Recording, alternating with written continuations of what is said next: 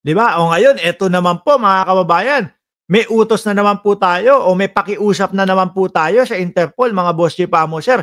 Si Cassandra Leong malamang at eto pong si Baterna. Ngayon mga bossing, eto hindi ko kayo tinatakot, Bato de la Rosa.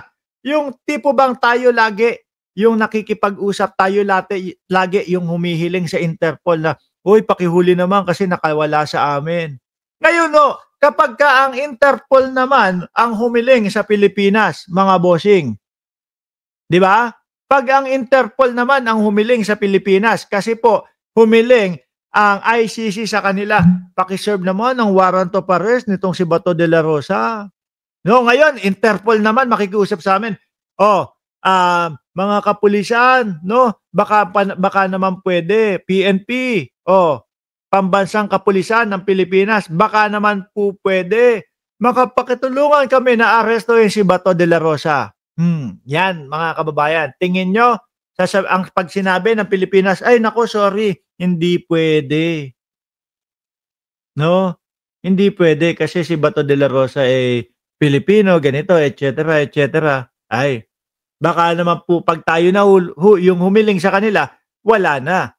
Tayo yung mas madaming inihiling mga kababayan. At take note hindi po gobyerno ang tinakbuhan.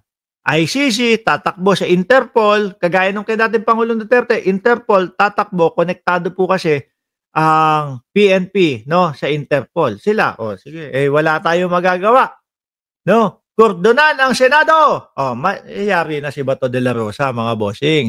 Sana may bonus pa, isama si Bongo. Sabi ni Daisy Almenario, hindi pa siguro. No, si Bongo mga kababayan, sabi January pa. Baka pag namataan na nandoon din sa lugar, baka nga pagka yung meron ng mga kapulisan na kumukordon diyan sa Senado, baka si Bongo hindi na din pumasok. Baka hindi na din pumasok yan, mga kababayan.